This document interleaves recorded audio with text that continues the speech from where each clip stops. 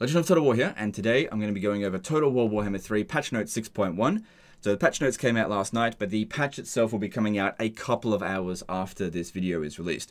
So those of you who are keen to get into it, I hope you guys enjoy it. But what we're going to do here is get in and have a look at all the things that we didn't really get to see in the previous blogs. I'll give you guys my opinions on them, and I'd love to hear your opinions on them as well. Anything that we sort of already saw in the previous blog, I'm going to skip over pretty quickly, just because there's no real need to cover old ground. But they've added everything that they intend to do here, where previously they gave us a taste. So a bit of an introduction here from Steve Coleman, and then the rest of this is written by William Hackestad, which I'm sure I mispronounced that. If that's the case, I'm sorry. I think this guy is from CA Sophia. I think they're in charge of the development of Total War Warhammer 3 now, and that the Horsham team, so that being like the teams under Mitch, who was I think sort of like the custodian team, and then Rich Aldridge, who was the DLC guy. I think they've moved on to the next project, whether that be 40k, Medieval 3, Empire 2, Harry Potter Total War. We'll find out eventually. But yeah, I think Warhammer 3 is now completely in the hands of CA Sophia. So good luck to them. Hopefully everything works out. Anyway, new units. We've already covered this because it was in the previous blog. Nangao Grenadiers. Cool. I mean, having more variety of units, that's going to be good for a lot of people. Some people won't recruit them. Some people will. It's good. We've seen Grenadiers in the game before. So, for example, the Vampire Coast have got Grenadiers. So it probably was fairly easy for them to implement this stuff. And that's fine. There's nothing wrong with that whatsoever. Noblar Flingers. So these are slinger units. Basically, Skaven Slave Slingers or Gutter Runner Slingers. Totally cool. And they're coming for the Ogre Kingdom. So that's great. And then, yeah, didn't want to spend too much time on this because, like I said, it is already covered in the previous ones. But it's good stuff. Having more units added for free, got no complaints about that. Just don't want to spend too much time on it. Anyway, campaign stuff. So let's talk about Tzeentch. So this is primarily, I think, an update for Kairos. I don't really think any of this stuff here is going to be impactful to the Changeling whatsoever. The Changeling is obviously incredibly powerful, and Kairos' campaign is oftentimes considered to be one of the most brutal campaigns in the game. You know, he just starts off with a fairly slow economy and has a lot of very strong enemies that send a lot of force at you straight away. Now, if you're competent at the game, it's not that big of a deal because Warhammer 3 is fundamentally not that difficult of a total war game, even on legendary difficulty. But, you know, in comparison to other factions, Kairos is considered one of the more challenging ones, at least currently. So one of the big buffs he's getting is a big change to how his spells work. Currently, the way it works is that you go into his skills and you put a point into one of the 8 laws of magic. It gives you a fragment of Hirsch or Gairan or whatever. You equip that in his arcane slot, I think, I can't remember.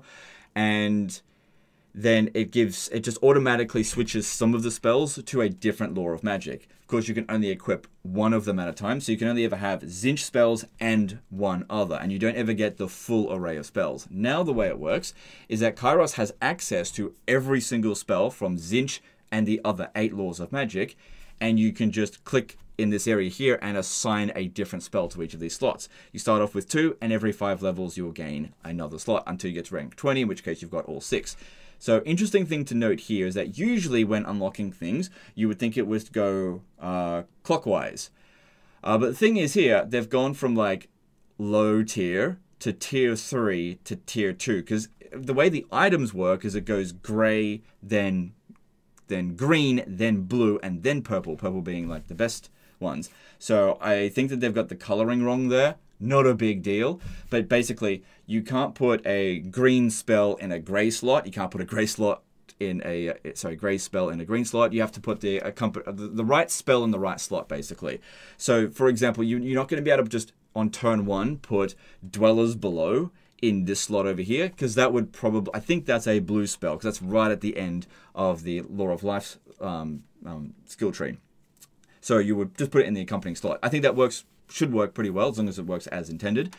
And that way you can just build your loadout depending on what you're going up against. You're going up against lots of single entities, cool. Well then spells like Final Transmutation, some buffs and debuffs will be really useful. If you're going up against loads of infantry, well then all the Vortex spells would be really handy. So you just change your loadout.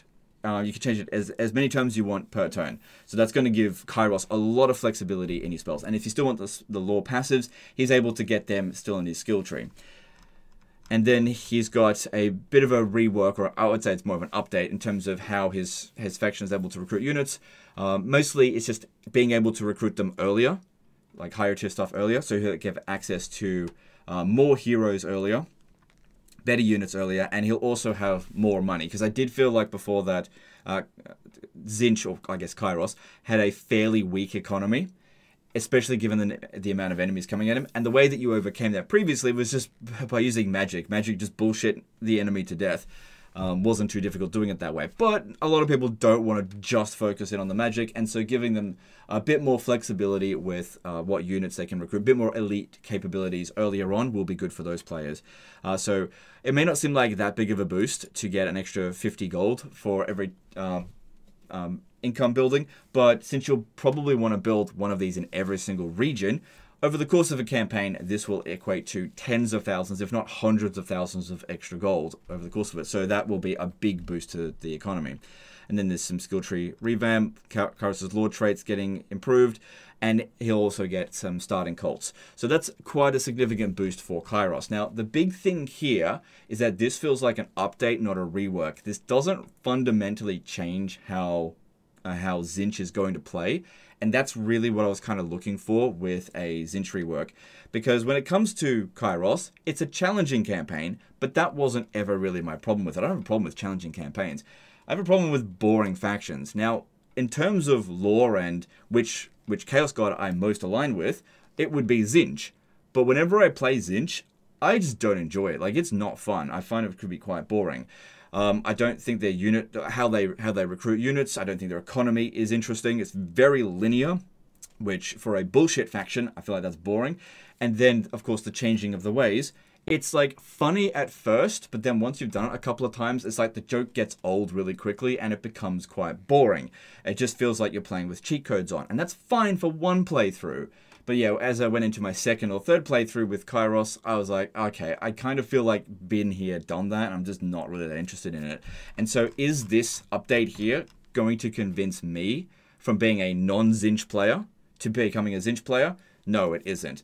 But I'm curious to see if you guys, the main thing I want to ask you, if you're a Tzeentch player currently, are you more excited about this or less excited? And if you're not a Tzeentch player, is this going to give you an incentive to try out Tzeentch now, or are you still going to be a non-Tzeentch player?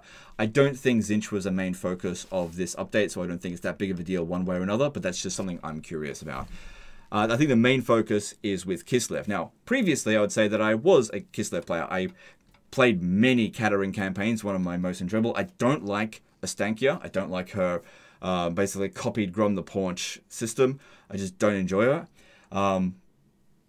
But previously, I would say I'm a Kislevite enjoyer. And I'd say that based on what I've seen here, this does look like it's going to make Kislev more enjoyable. But let's go through it. So, big thing here, Boris Ursus character unlock. I imagine for most of us that have been around for the majority of Total War Warhammer 3 already had him unlocked. But I did speak to quite a lot of people. People would send me emails being like, I don't understand. I'm trying to unlock Boris Ursus. I'm on Immortal Empires, but I'm not getting that mission. And I'm just like, dude, you got to do it on the Realms of Chaos campaign. They're like, oh my god, I don't want to play the Realms of Chaos. And don't blame them for that. So a lot of people didn't have it unlocked if they got Total War Warhammer 3 after Immortal Empires came out. And so this is a good move on Creative Assembly's part to just sort of there is no reason to ever go back to the Realms of Chaos, really. And they're just slowly pulling all the uniqueness out of the Realms of Chaos and putting it into Immortal Empires, which is good because honestly, Realms of Chaos is dog shit, and it should just be burning in hell, basically, because it's absolute fucking garbage. Hopefully they can actually pull the actual Realms of Chaos out of there, because there's some space in the northeast corner of the Warhammer 3 map where they could potentially put the Realms of Chaos for like something special, maybe during the End Times DLC if that's coming, I don't know. Where they could put the uniqueness from the Realms of Chaos. The only interesting thing about the Realms of Chaos campaign, bring it into Immortal Empires, and then just fully just alt-delete, just get rid of the entirety of the Realms of Chaos and just pretend it never existed in the first place. Just Immortal Empires. I think that's a good way to go about it, but I think that if they are going to do that, it'll take some time. Let me know in the comments below if you are entirely for them pulling the actual Realms of Chaos out of the Realms of Chaos campaign and then just removing the Realms of Chaos campaign option from existence. Like, you just can't go onto it anymore. It's Immortal Empires and the Prologue campaign, and then that's it. Let me know if you're like I imagine not everyone is, because some people still to this day play the Realms of Chaos campaign, but those people are incorrect in what they're playing. It's wrong. You shouldn't be playing that. It's terrible. But anyway, so I was joking, by the way. There's no right or wrong answer with this. I'm just having a joke. I know some people take this stuff too seriously, but you should know by now from the tone, I am joking. But anyway, the supporter race is gone. I didn't actually mind the supporter race personally, but I think what they're replacing it with is way more engaging, so I'm fine with it. Anyway, as a consequence, Invocations of the Motherland. Yeah, so they've got a whole bunch of other things. They're basically getting Dark Elf or essentially Dictats, and they're getting special enhancements for their army. So they're getting like, they're also getting like the Ogre Kingdom's sacrifice to the Maw, offerings to the Maw, but for their armies as well. And they're getting like an additional tech tree in the Court and Orthodoxy. So the way this works is that as you build certain buildings and do certain actions in the campaign, you will either be supporting the actions of the Ice Court or the Great Orthodoxy. And as you accumulate points, once you get to 100, you'll get one Ice Court point to spend down here. And then, of course, this will go back down to 0. And so you can do this, it seems like 50 times. You would need 50 points in total to get everything. Same thing with the Great Orthodoxy. But on top of that, if you favor one of them more than the others, then you will get an increasingly penalizing penalty, depending on how disfavored one of the factions are. So there is a lot of incentive to keep it balanced and to support the Great Orthodoxy and the Ice Court reasonably equally. Obviously, sometimes it'll go out of whack a little bit, and then you just need to put in a little bit of effort to realign it, to just keep the equilibrium. Kind of like, I guess, a harmony system, but for Kislev. Overall, I like the way that sounds. It basically is incentivizing the player to balance their actions and penalize those of you who don't. I don't have a problem with that. And yeah, basically the rewards are, there's 5 different tech trees, and some of the bonuses are pretty damn significant. Great Book of Grudges goes through in detail all of these, so I'll link his video in the description if you want to go check that out, and you can see what all of the various buffs that you get as you upgrade these. But basically 2 points to get the first one unlocks the second. You can't just grab the second without getting the first. And there are various different buffs, some of them being quite significant. And yeah, obviously you spend the Ice Court points over here, and then the Orthodoxy points over there. So in total, there's, I think, 50 to spend in the Ice Court, and then 50 to spend in the Great Orthodoxy. So yeah, just like an additional tech tree. And these actions include anything from fighting battles to building certain structures. But as the campaign, it'll let you know basically where you're getting your favor from. Devotion has sort of replaced public order. So the way that they're implementing this is quite interesting, because it's kind of a buff. Because based on what we're seeing here, as public order essentially increases, there's like increased benefits to what you would previously get. But then you can spend your public order on your invocations or on the boosts to your army. And this is on a province to province basis rather than a global usage. So this here is going to be very heavily impacted by the difficulty that you're playing on the campaign. Because on higher difficulties, I'm assuming, it doesn't mention it here, but I'm just assuming this is the case.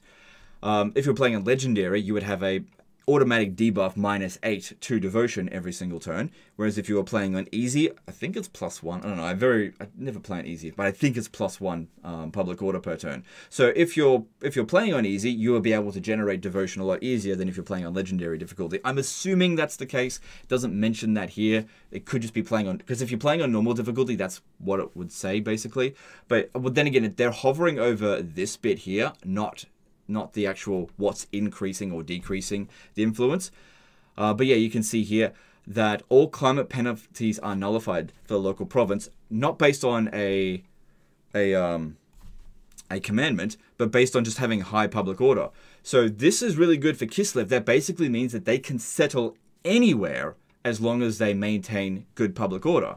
But of course, if you drop the public order below that point, you'll suddenly start suffering greater public order penalties. But the thing is with this, I believe a lot of the climate penalties impact on your public order. So once you overcome them, then you'll just sort of like snowball your public order. It'll be easier to maintain your public order as it gets higher, essentially, in those regions that have like red territory. So it'd be interesting to see exactly how it's implemented. But overall, I do like this stuff here. Then there's army invocations, and these do seem pretty impactful, like campaign movement range plus 20%. I definitely know that that's one that I would probably focus on a fair bit. But I also know that Salyak's really good because it provides a lot of replenishment. But basically, you just allocate which one based on what you want. It will seemingly consume 50 devotion. So if you're at 50 public order, essentially, and you've got your province all nice and under control, and then you spend this and brings you back down to 0, it could end up starting a snowballing effect that causes problems in your province.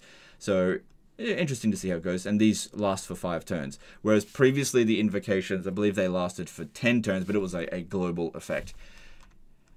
So yeah, and then there's the effects down here, you know, causing attrition and various other benefits, but it's on a province-to-province basis. The Adamans have been updated. I really like what they've done with this. So basically turning the Adamans into camp tyrants. Adamans, once they're assigned, that's it. They're not going to become boyars. You can't just accidentally recruit them or anything like that. And they will get experience over time. They'll have their own skill trees. And I think the best thing about them is that you're able to actually have like an area of influence where you can send out your garrison to come and attack something. So this is especially going to be useful for regions that will have low devotion, but reasonably high garrisons. You'll be able to not let those rebellions build up to a full stack before they besiege. As soon as they show up, you could just immediately go out there and deal with them, and that way it's not going to cost you an army. This is really something that they should consider to some degree applying to every single faction in this game, and probably realistically, if they cared about their other games, retroactively apply those all the way back to Rome 2, because this is good shit, and having garrisons that just sit there and like watch as rebellions build up to full strength is fucking bullshit. And it was something that we were able to deal with from like Rome 1, Medieval 2, all the way to Shogun 2, and then suddenly in Rome 2, it's like, nope, you get a garrison that just sits there and it can't do anything, and then when it gets attacked, it almost always loses. So it's good to see something like this. I don't think they will go back and retroactively do it for all the other games, but it would improve those games. You know, Rome 2, Attila, just all of them. It would improve all of them to do that. This is a very good campaign mechanic. Really, really, really bloody good. And I think this is one of the things that just should be just paint with a wide brush. Give it to everyone to some degree. Maybe make some tweaks here and there, but give it to everyone because it's so fucking good. Because yeah, I imagine many of you guys are super annoyed by the almost destroyed rabbles that run through your land sometimes, and you basically have to send your armies to go chase after them. And just being able to have a garrison basically just get in there and deal with it, oh, that would relieve so much of one of the critical issues that has suffered the Warscape engine ever since Rome 2. But anyway, then we've got the Mother Ostankia teleport dilemma. So this is good. That allows you to return to Kislev rather than having to send a hero all the way back to Kislev in order to access the Kislevite building chains. So this is really good. That being said, I'm not super interested in Ostankia just because I don't like her main campaign mechanic. I think it's powerful, don't get me wrong. I just don't enjoy it. I don't think it's fun. That's why I don't want to play as Ostankia. I personally prefer to play as either Boris Ursus if I'm looking for a challenge, or I want to play as Katerin just because I like her start bonuses and her start position. So the other two I don't tend to play that much. But it all just comes down to, you know, pick whichever one you personally enjoy. We're not ever going to always agree on who's our favorite. We all have to agree on this one thing. We're all going to have differences, and that's what makes Warhammer 3 great. You've got 100 different legendary lords, and with different playstyles to cater to different people. But I think one of the best things they can do is try to make it so that when they are trying to do a particular playstyle, is that they sort of hit that playstyle on the nail on the head as best as they can, which I think they did for Khorne. Like for Khorne, some people are just not going to be interested in Khorne. Totally get it. I thought I wasn't going to be interested in Khorne, but I totally am now. And I thought I'd be really into Tzeentch, and it's just the opposite. I'm like not into Tzeentch whatsoever, and I'm just full Khorne corruption now. And who knows, maybe come Slaanesh, I might get full Slaanesh corruption.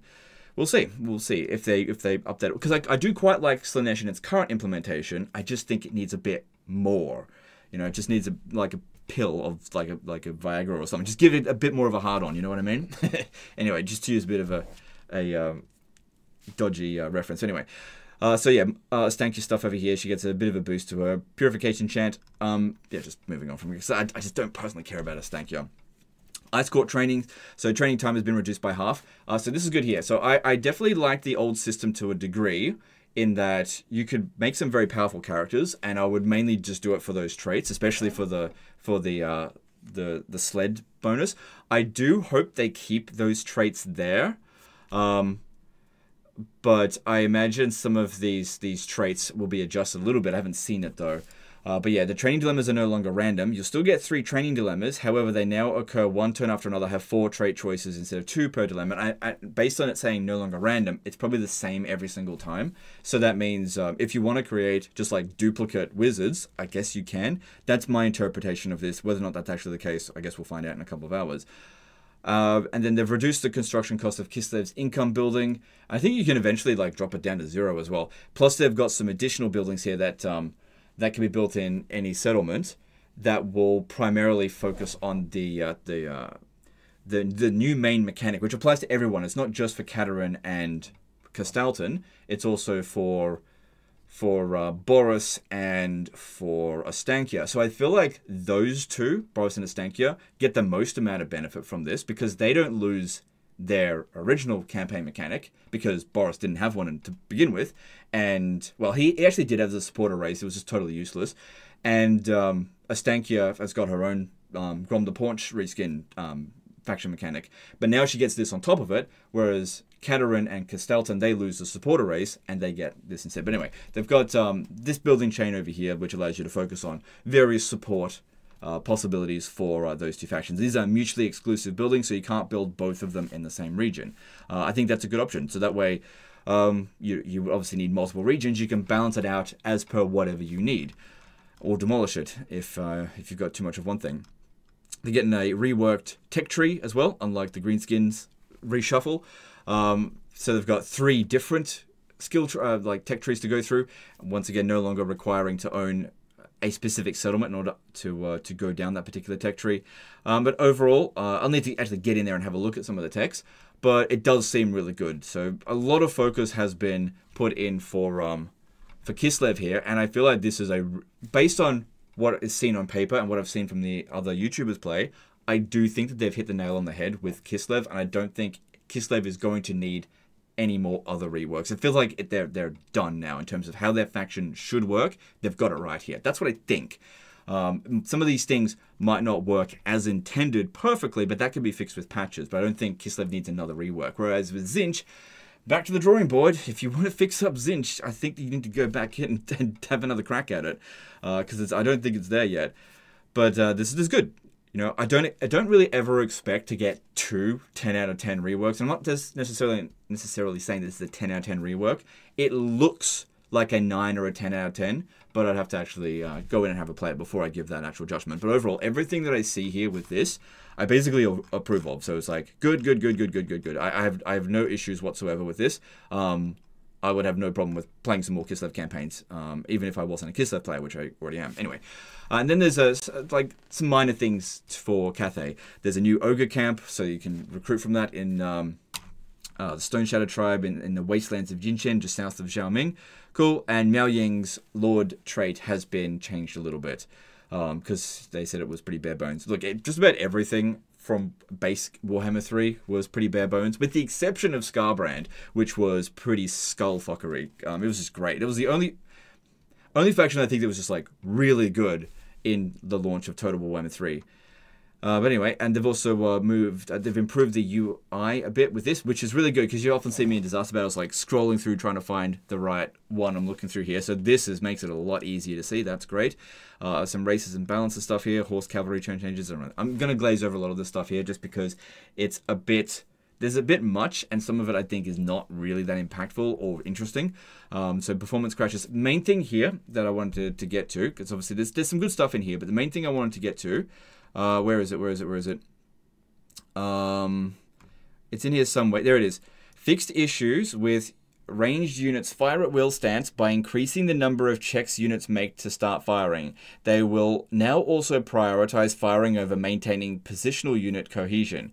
We're working through fixing as many instances of this bug as possible, so if you run into any further issues after the update is live, please report through the links. So basically, this is a confirmation. This is what was happening with the fire at will bug, right?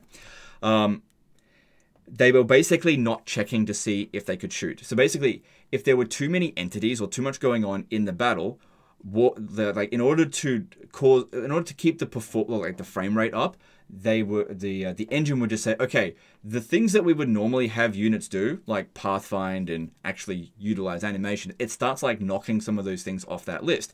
And the first on that list was basically prioritizing when a unit could shoot. Because the thing is, once they started shooting at something, they would keep shooting at it until it was dead. And then the next thing that they wanted to shoot at, they would be like, I don't know, I gotta wait for my next check. And that could have been fucking 30 minutes until, no, it wouldn't be that long. Like 30 seconds until the game allocates a little bit of processing power for them in order to have another check and be like, oh, wait, there's a unit right in front of me. Oh, it's like 5 meters ahead of me. Well, I guess I'll go into melee now, sort of thing. And they wouldn't fucking shoot. And that was one of the most frustrating things I've ever seen in this game. So if that improves it, that's great. If it can just not happen so much. But it does seem like it's a core issue in Total Warhammer 3, because it says here that it fixed issues with ranged units. I don't think it is fully fixed. So if you are in a massive fight, like if you've got 6 armies on the battlefield at any given time and your armies are mostly full of missile units, you may still encounter this bug, but I think the vast majority of the cases hopefully will be resolved. I might go back and have a look at some of the old save files that people sent me where they had encountered the fire at will bug and see if on this patch it no longer affects it. I may have erased some of those because I can't just store infinite save files. It piles up after a while. But yeah, so that is the main thing that I really wanted to see fixed in this patch. So I'm glad that they have addressed it. And then there's like so many bug fixes here. Whether or not they actually fix them remains to be seen. This is why I really don't want to sit here and just read this out. I'll leave a link to this in the description if you like really want to go through it, because there's just so many bugs there that need to be fixed. But at least I'm glad they at least addressed the one that I really wanted them to see done. So that'll make some of the disaster. Well, actually, you know what will probably happen now? I will get fewer disaster battles get sent in, because winnable battles that would otherwise be totally winnable will go back to just being winnable, as opposed to being impossible just because of the fire at will bug, which some of those factors were. It's like you get a Pyrrhic victory in auto resolve, you fight the battle manually, and your units just refuse to shoot, and you just can't win, because if your units won't obey your orders, you can't do anything.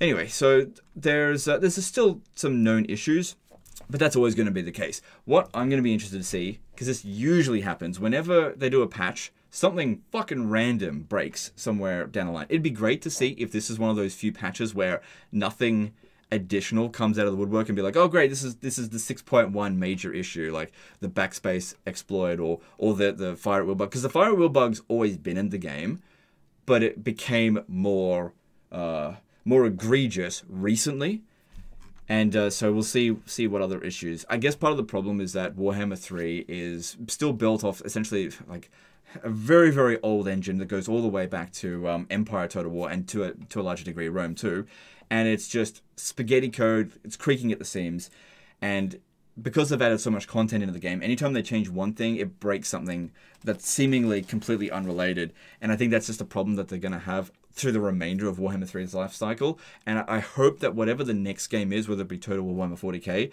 is that they fucking clean that engine up, and so it doesn't have like those huge fundamental issues if they're going to add the similar amount of content into it. Because if they're going to make Total War Warhammer 40k, for example, Total War Warhammer 40k could have way more content in it than Total War Warhammer Immortal Empires essentially does. So if it's filled with initial issues, if they build their foundations on quicksand, then don't be surprised when the thing collapses, basically. I just hope they're not doing that. Anyway, that's the end of this one here, guys. Let me know in the comments below what you think. I hope those of you who are about to jump in and play a new Kislevite or Zinch campaigns enjoy the changes. Appreciate you guys, and I'll see you next time. Later, guys.